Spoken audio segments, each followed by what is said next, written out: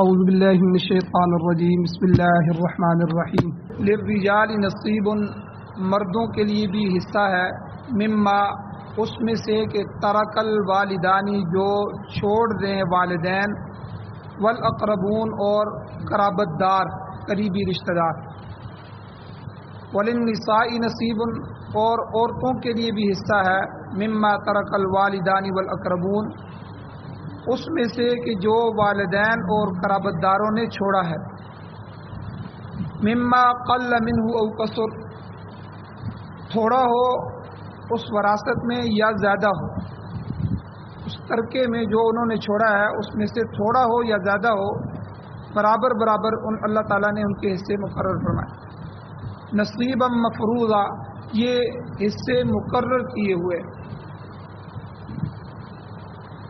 سورۃ النساء کی آیت نمبر 7 آپ کے سامنے تلاوت ہوئی ہے، آپ نے ترجمہ سنا۔ اس آیت کے درس کے 2 حصے اس سے پہلے بیان ہو چکے ہیں، جن کا خلاصہ یہ ہے کہ اللہ تعالیٰ نے وراثت کے تفصیلی احکام بیان کرنے سے پہلے اجمالی طور پر اجمالی قانون وراثت بیان فرمایا، اور اس میں حصوں کو مختص کر کے نہیں بتایا کہ اتنا مرد کو ملے گا، اتنا عورتوں کو ملے گا، اور کتنا کتنا حصہ کس کس کو ملے گا، وہ تفصیلاً آگے آ رہا ہے وراثت میں۔ یہاں اجمالی طور پر بتا دیا کہ اللہ نے مردوں کے بھی حصے مقرر کیے ہیں، عورتوں کے بھی حصے مقرر کیے ہیں۔ اور میں نے بتایا تھا کہ زمانہ جاہلیت میں یہ رواج تھا کہ عورتوں کو تو بالکل حصہ نہیں دیتے تھے، نہ بیوی کو نہ بیٹیوں کو، اور لڑکوں میں سے چھوٹے لڑکوں کو، نابالغ کم سن لڑکوں کو بھی حصہ نہیں دیتے تھے، صرف جو گھوڑے کی پیٹھ پر بیٹھ سکے، لڑائی کر سکے، اس کو حصہ دیتے تھے، بڑے بیٹے کو۔ یہ وہ چیزیں تھیں جو ظلم میں آتی ہیں اور انصاف کے خلاف ہیں، اس لیے اللہ تعالیٰ نے یہاں یہ آیت نازل فرما دی کہ میں نے مردوں کے لیے بھی حصہ بنایا اور عورتوں کے لیے بھی حصہ بنایا، مردوں اور عورتوں میں کوئی فرق نہیں، اور بیٹے میں چاہے بیٹا چھوٹا ہو یا بڑا ہو ان کے برابر کے حصے ہیں، اور بیٹیاں جو ہیں وہ ہر عمر کی بیٹیاں اپنا حصہ وصول کرنے کی حقدار ہیں، اور عمر میں چھوٹا بڑا ہونے کی بنا پر وراثت کے حصے میں کوئی فرق نہیں پڑتا۔ باپ کی وفات کے وقت 1 دن کا بچہ ہے وہ بھی وارث ہے، بلکہ جو ابھی ماں کے پیٹ میں ہے وہ بھی وارث ہے۔ ایک تو یہاں کل پرسوں کے درس میں یہ بات بیان ہوئی تھی، اور کل کے درس میں قانون وراثت میں 4 بندوں کو استثناء ہے، 4 بندوں کی وراثت دوسرے کو نہیں مل سکتی، چاہے وہ حقیقی بیٹا ہی کیوں نہ ہو۔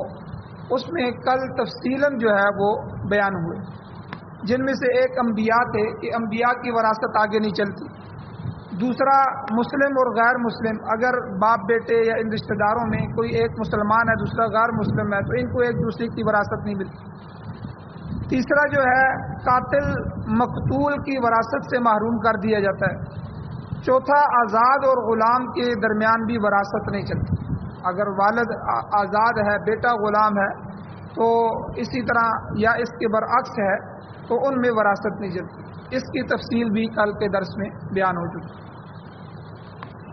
آج کے درس میں کہ اس آیت کریمہ میں ایک مسئلہ علماء نے یہ بھی بیان فرمایا ہے، یہ بھی اس آیت سے نکالا ہے کہ ترکے کا مال، جو مال جو ہے کوئی والد والدہ یا قریبی رشتہ دار چھوڑ جائیں، اس کو بہرحال تقسیم ہونا چاہیے، ہر حال میں تقسیم ہونا چاہیے۔ ہر حال میں کیا مطلب کہ اللہ فرماتے ہیں مما قل منہ او کثر، وہ مال کوئی آدمی چھوڑ رہا ہے وہ تھوڑا ہے یا زیادہ ہے، سب کا سب تقسیم ہو جانا ضروری ہے۔ اس لیے بعض لوگ اگر یہ کہیں کہ بھئی یہ تو خالی 5,000 روپیہ ہے، اس کے پاس 10,000 روپیہ ہے، تو اس کو ہم آپس میں کیا تقسیم کریں گے، چلو جی اٹھا کے اس کو ایک آدمی کو دے دیا یا فقراء کو دے دیا یا کسی اور کام میں لگا دیا، تو یہ نہیں ہے۔ چاہے 10 روپے بھی اس کے بچ رہے ہوں اور اس کے حصے بن سکتے ہوں تو سب حصے داروں میں جو ہے اس کو تقسیم کرنا ہے۔ اب ترکے میں جو آدمی ترکہ چھوڑ رہا ہے اس میں نقدی ہو یا سامان ہو، مکان ہو یا زمین ہو، برتن ہو یا کپڑے ہوں، کسی کمپنی کے اندر، فیکٹری کے اندر اس کے حصص ہوں جسے شیئر کہتے ہیں، یا پورا کارخانہ اس کا ہو، ہر چیز ورثاء میں بانٹ دینی چاہیے، جتنے وراثت کے ان کے حصے ہوں گے اس حساب سے۔ اگر وراثت تمام وارثان میں بقدر حصہ تقسیم نہیں ہوگی تو اس سے نقصان کیا ہوگا؟ اس سے ارتکاز دولت پیدا ہوگی۔ ارتکاز دولت یہ اسلام کی روح کے منافی ہے۔ ارتکاز دولت کسے کہتے ہیں کہ دنیا میں دولت چند ہاتھوں میں چلی جائے گی۔ اللہ تعالیٰ اس چیز سے منع کرتے ہیں۔ اللہ کہتے ہیں دولت کو پھیلا دو پوری دنیا میں، ارتکاز دولت نہیں ہونا چاہیے، دولت ہر ایک کے پاس ہونی چاہیے۔ اور اسی لیے آپ دیکھیں کہ شریعت میں زکوٰۃ ہے کہ زکوٰۃ کی وجہ سے ہماری دولت ہمارے ہاتھوں سے نکل کے عام معاشرے کے غریبوں تک بھی پہنچتی۔ اگر آج کا مسلمان صحیح طریقے سے زکوٰۃ دینا شروع کر دے تو تب بھی کافی حد تک غربت ختم ہو سکتی۔ پھر زکوٰۃ تو یہ فرض کر دی اللہ تعالیٰ نے۔ پھر قربانی ہے کہ قربانی میں جو غریب آدمی پورا سال بھی اگر گوشت خرید کے نہیں کھا سکتا تو اس کے گھر میں بھی گوشت پہنچ جاتا ہے۔ تو اللہ تعالیٰ نے یہ بھی ایسی ترتیب بنائی ہے۔ پھر اس کے علاوہ عام صدقے خیرات کی بھی ترغیب دی ہے، یتیموں کے لیے اور بے آسراؤں کے لیے، بیواؤں کے لیے اور مساکین کے لیے بار بار قرآن مجید میں، حدیث میں ترغیب ہے کہ ان پہ خرچ کرو۔ اپنے بہن بھائیوں میں سے جو غرباء ہیں ان پہ خرچ کرو۔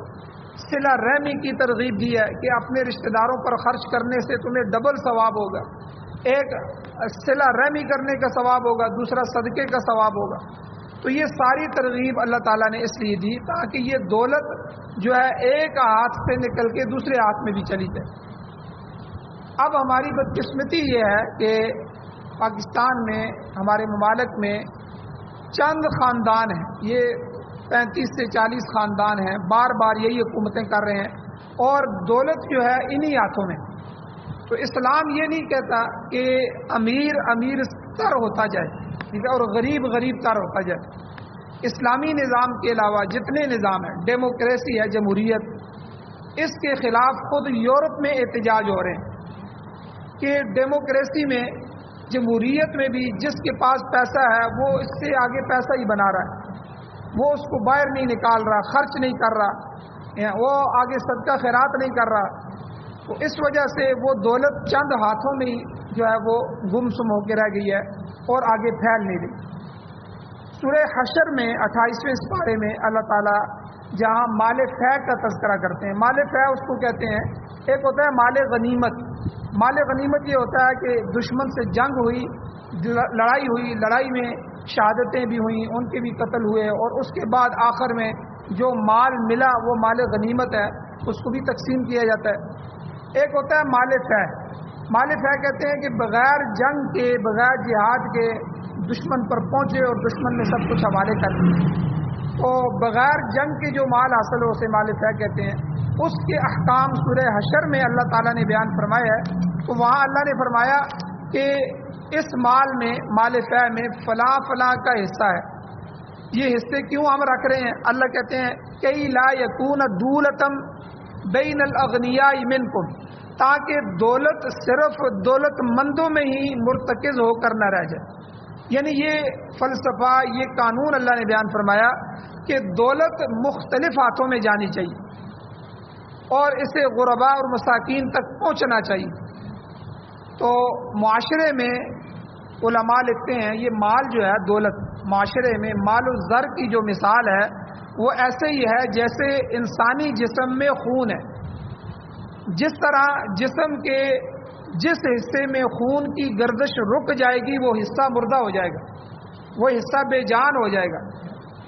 تو جیسے دل میں ہارٹ اٹیک جسے ہوتا ہے، وہ کبھی بلڈ پریشر لو ہو جاتا ہے یا بلڈ پریشر ہائی ہو جاتا ہے، تو خون کی یہ عام جو پریشر ہوتا ہے جو 1 منٹ میں اتنی دفعہ خون جو ہے صحت والے انسان کا جو ہے 22 دفعہ یا 21 دفعہ وہ پریشر لگاتا ہے، جسم کے اندر خون بیچتا ہے، پھر کھینچتا ہے، پھر بیچتا ہے. یہ دل جو ہے اگر اس کی مقدار بڑھ جائے تو کہتے ہیں جی بلڈ پریشر ہائی ہو گیا ہے، اس نے جلدی جلدی دھڑکنا شروع کر دیا.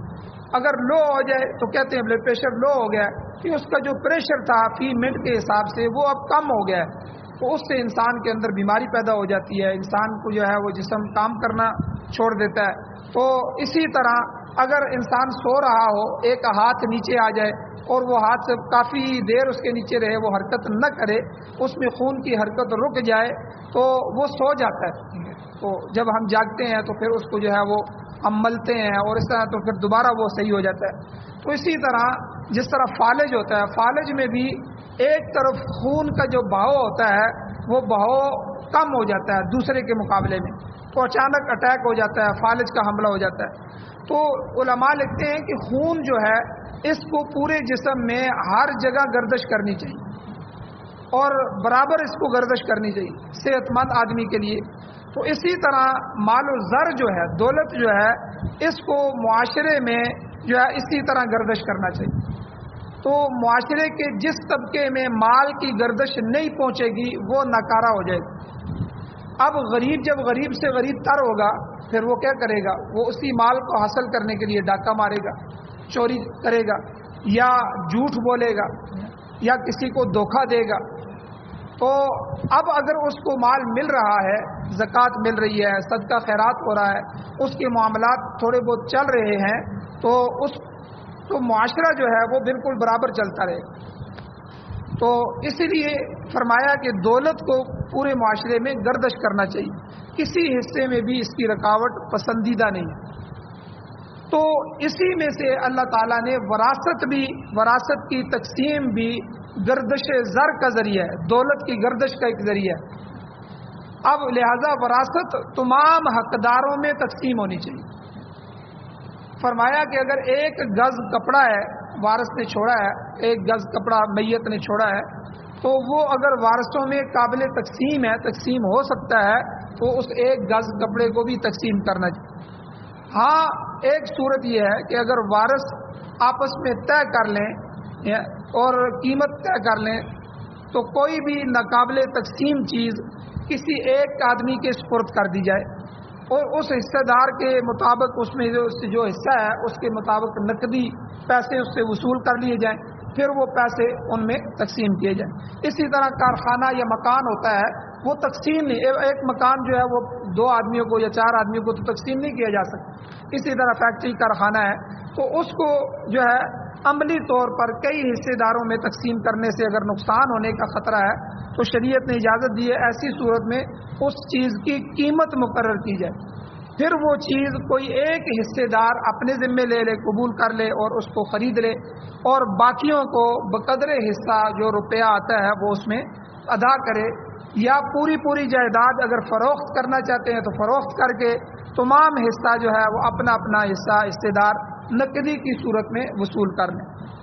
تو بہرحال ارتکاز دولت سے شریعت نے منع فرمایا ہے، اس کو جو ہے باؤنڈ کرنے سے، دولت باؤنڈ نہ کی جائے.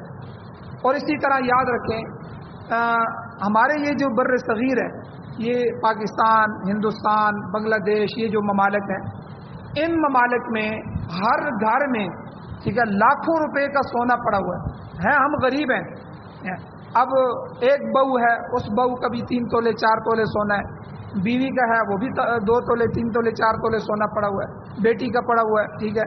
تو 8-10 تولے سونا ہر گھر میں پڑا ہوا ہے، ہر گھر میں، جو غریب گھر ہے اس گھر میں بھی پڑا ہوا ہے. اب شریعت نے سونے اور چاندی کو یہ مال تجارت بنایا ہے کہ اس کو باؤنڈ نہ کرو، اس لیے اس پر زکوٰۃ ہے اور ہر حال میں زکوٰۃ ہے. سونے اور چاندی کے آپ بٹن بنا لیں، سونے اور چاندی کے آپ برتن بنا لیں، سونے چاندی کی کوئی چیز بھی بنا لیں، یہاں تک کہ دروازے کی ہتھی آپ بنا لیں، کسی چیز میں بھی سونا چاندی ہوگا آپ اس کے مالک ہوں گے، اس پہ سالانہ زکوٰۃ آئے گی. تو کیوں زکوٰۃ آئے گی کہ جس طرح روپے پیسے میں زکوٰۃ ہے اس میں بھی زکوٰۃ ہے کہ آپ سونے چاندی کو باؤنڈ نہ کریں، آپ اس کو خرچ کریں، اس کو تجارت میں لگائیں. अब 8-8, 10-10 लाख रुपए का जो वो सोना है वो हर घर में पड़ा हुआ है, लेकिन हम क्या कहते हैं, जी हमारे पास पैसे नहीं हैं, हम गरीब हैं और हम जो है मुआशरे में कमतर हैं। हालांकि अगर ये सारा सोना बेच दिया जाए और इसको तिजारत में लगाया जाए तो तिजारत बढ़ेगी, दौलत बढ़ेगी और ये दौलत फिर मुख्तलिफ हाथों में जाएगी, गुर्बत ख़त्म हो जाएगी। तो इसलिए इस चीज़ पे भी गौर करना चाहिए। अब यूरोप वगैरह के ममालिक में, वहाँ आपने देखा होगा औरतें अक्सर वो सोना चांदी जेवर नहीं पहनती, वो लोग इसको सोने चांदी को आगे तिजारत में लगाते हैं। और हमारे यहाँ ये बर्रसगीर में ख़ास करके ये जो जेवर की लानत है, जो है माँ बाप अगर बेटी की शादी करना चाहते हैं तो आजकल 2-3 तोले सोना भी बनाओ तो 4.5-5 लाख रुपया लग जाता है। तो इतनी रकम जो है वो एक शादी पे कर्जा लेके शादी कर रहे हैं और जो है सोने को बाउंड कर रहे हैं, सोने को उधर रोक रहे हैं और बाहर से कर्जा लेके बच्चे की शादी कर रहे हैं। यानी अजीब बात है कि सोना खरीदने के लिए अपने हाथ में पड़ी हुई रकम को जो है वो रोक रहे हैं। तो भाई इससे क्यों सोना खरीदते हैं? उतनी रकम आप अपने दामाद को दे दें, उतनी रकम आप अपनी बेटी को दे दें कि भाई इससे आप आगे तिजारत करें, उसको दुकान बना दें। तो वो उसके रकम जो है हकमार में जब वो आगे जाएगी तो अब वो बच्ची उससे आगे कुछ मामलात कर सकेगी, कुछ खरीदो फरोख्त कर सकेगी। तो इसलिए शरीयत ने इर्तिकाज़ दौलत से मना किया है। तो वरासत में भी यही होगा कि अब बच्चों के पास कुछ भी नहीं है, सारा कुछ वालिद के पास है या वालिद को भी अपने वालिद से मिला है, तो अब ये इसकी ज़िंदगी में तो इसकी मलकियत है, ये इसको इस्तेमाल करे, इसको खर्च करे, इसको बेचना चाहे तो बेच दे और रखना चाहे तो रख दे। लेकिन जो ही इसकी सांस निकल जाएगी तो अब शरीयत कहती है ये बेटों में भी तकसीम हो जाए, बेटियों में भी तकसीम हो जाए, बेवा को भी मिल जाए। तो यानी ये अब मुआशरे के उन चंद अफराद में ये दौलत वरासत में तकसीम हो जाए। अब जब तकसीम हो जाएगी अब वो सारे के सारे मालदार बन जाए, सब में माल आ जाएगा। अब वो अपनी ज़कात देंगे, अपने सदका खैरात करेंगे, अब आगे मज़ीद अपनी तिजारत को बढ़ाना चाहेंगे तो वो अपनी तिजारत बढ़ाएंगे। तो इस तरह मुआशरे में बैलेंस बराबर हो जाएगा। तो एक मसला इस आयत से मिम्मा कल्ल मिन्हु औ कसुर, इस जुमले से उलमा ने ये बयान फरमाया कि उस वरासत में से थोड़ा हो या ज़्यादा हो उसको बहरहाल तकसीम कर देना चाहिए, उसको आगे वारसों में पहुंचा देना चाहिए। अब वरासत के जो हकदार हैं तो इसमें वरासत का मुफस्सल कानून तो आगे आ रहा है, ताहम इजमालन या मुख्तसरन ये कहा जा सकता है कि मैयत का तरका, मैयत की छोड़ी हुई चीज़ उस शख्स को पहुंचेगी जो रिश्ते में बाप की तरफ से उसके ज़्यादा करीब हो। यानी आप ये एक कानून याद कर लें कि जो वालिद के ज़्यादा करीब है उसको पहले हिस्सा मिलेगा, फिर जो वालिद से दूर के रिश्तेदार हैं उनको उसके बाद जो है हिस्सा मिलेगा। तो इसी तरह वरासत के हकदार जो हैं कुरान और सुन्नत की रूह से 3 किस्म के रिश्तेदार होते हैं। 3 किस्म के रिश्तेदार वो वरासत के हकदार हैं। पहले को ज़विल फुरूज कहते हैं, ज़विल फुरूज। दूसरों को असबात कहते हैं, असबा। तीसरों को ज़विल अरहाम कहते हैं, रहम वाले रिश्ते।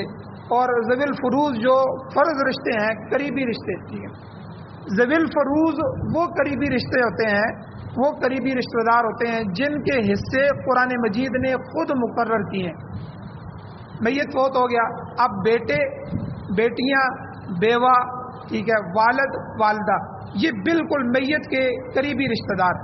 मैयत का वालिद है, मैयत की वालदा है, मैयत के बेटे हैं, मैयत की बेटी है, मैयत की बीवी है, तो ये करीबी रिश्तेदार हैं, इनको ज़विल फुरूज कहते हैं। और कुरान पाक में इनके हिस्से अल्लाह ने मुकर्रर किए हैं और मुख्तलिफ सूरतों में इनके मुख्तलिफ हिस्से होते हैं। तो उनमें से कुल वरासत का 8वां हिस्सा, चौथा हिस्सा, निसफ हिस्सा या कुल हिस्सा भी काबिल तकसीम होते हैं। तो इसकी आगे जो है तफसील भी आगे दूसरे रुकू में आ रही है इंशाअल्लाह, वहाँ तफसीलन हर एक का अलग अलग हिस्सा बयान होगा। अब ये तो पहले रिश्तेदार हैं जो बिल्कुल करीबी हैं, इनको ज़विल फुरूज कहते हैं।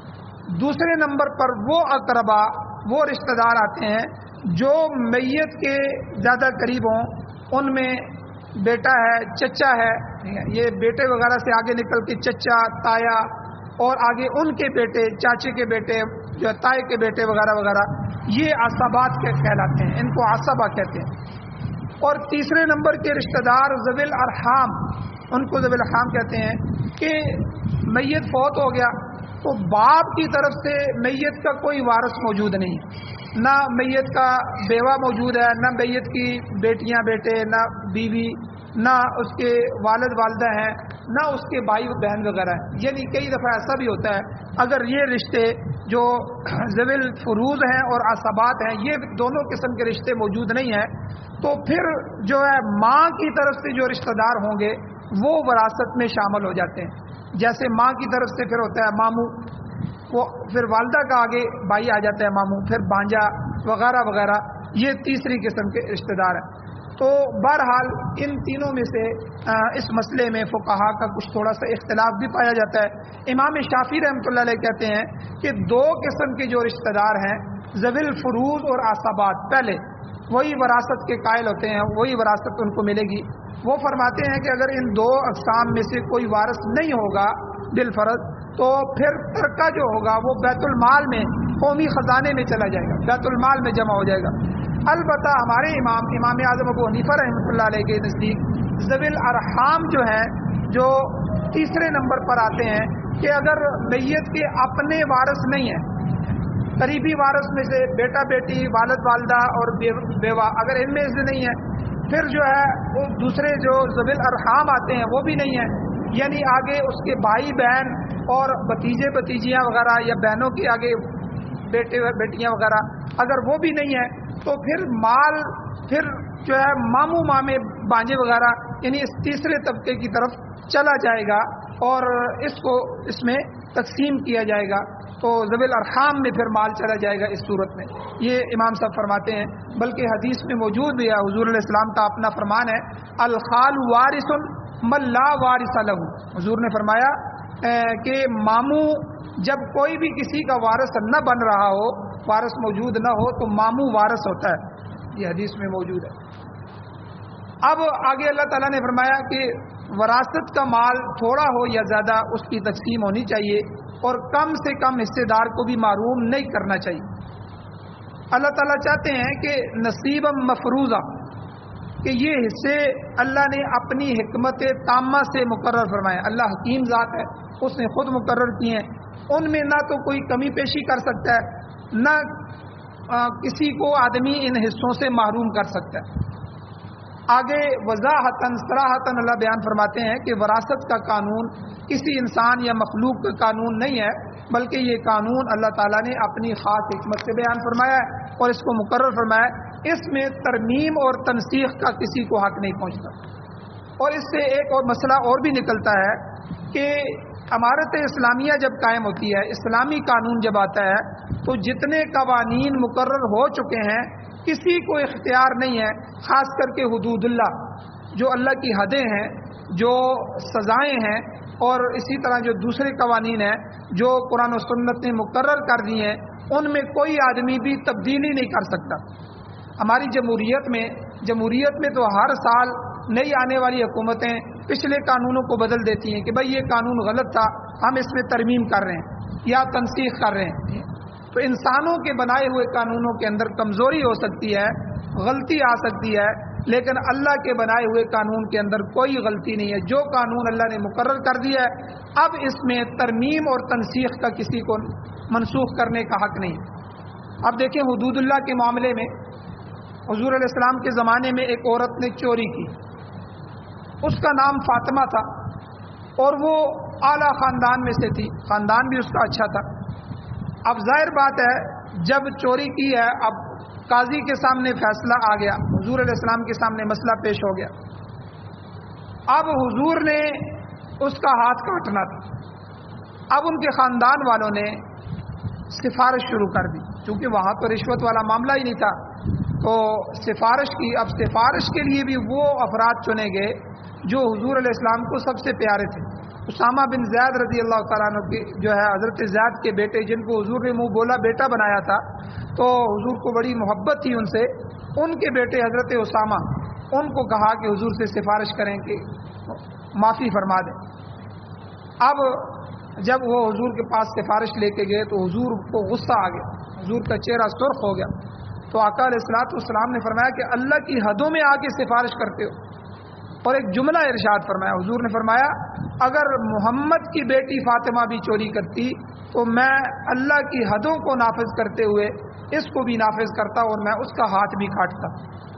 یعنی یہ حدیں جو ہیں یہ اللہ نے مقرر کی ہیں، تو محمد صلی اللہ علیہ وسلم کو بھی حق نہیں پہنچتا کہ وہ بھی اس قانون میں اپنی مرضی سے ترمیم کر سکیں، اپنی مرضی سے اس کو منسوخ کر سکیں۔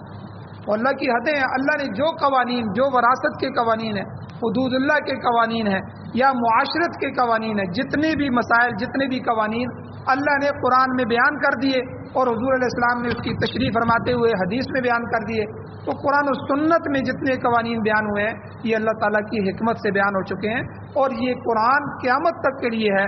اب ان قوانین کو، اس قرآن کو بدلا نہیں جا سکتا، اب یہی قوانین چلیں گے۔ تو اس لیے اللہ تعالیٰ نے فرمایا کہ اللہ ہی بہتر جانتا ہے کس وارث کو کتنا حصہ ملنا چاہیے اور کس کا کتنا حق ہے، اس لیے اللہ نے یہاں اجمالی طور پر قانون بیان فرمائے ہیں۔ اب اگلی آیات میں جو ہے اللہ تعالیٰ ان قوانین کو تفصیلی بیان فرمائیں۔ اللہ تعالیٰ سے دعا ہے اللہ ہمیں عمل کی توفیق عطا فرمائے۔ آمین۔ الحمدللہ رب العالمین والعاقبۃ للمتقین والصلاۃ والسلام علی رسولہ النبی الکریم۔ یا اللہ ہماری کمیوں کوتاہیوں کو معاف فرمائیے، درگزر فرمائیے، صغیرہ کبیرہ گناہوں کو معاف فرمائیے۔ یا اللہ قرآن و سنت کو پڑھنے، پڑھانے، سننے، سنانے، عمل کرنے، یا اللہ اس کے غلبے کے لیے ہمیں کوشش کرنے کی توفیق عطا فرمائے۔ یا اللہ پاکستان سمیت پوری دنیا میں قرآن و سنت کا نظام نصیب فرمائے، امارت اسلامیہ شریعہ خلافت راشدہ کا نظام نصیب فرمائے۔ جو حضرات بیمار ہیں ان کو شفا عطا فرمائیے، جو حضرات پریشان حال ان کی پریشانیوں کو دور فرمائیے، جو ایمان کی حالت سے اس دنیا سے جا چکے ہیں ان کی بخشش فرمائیے۔ یا اللہ ماما خلیل صاحب فوت ہوئے ہیں، یا اللہ ان کی بخشش فرمائیے۔ یا اللہ ہم سب کو قبر حشر آخرت کی تیاری نصیب فرمائیے۔ صلی اللہ تعالی علی خیر خلقہ محمد و آلہ و صحبہ اجمعین برحمتک یا ارحم الراحمین۔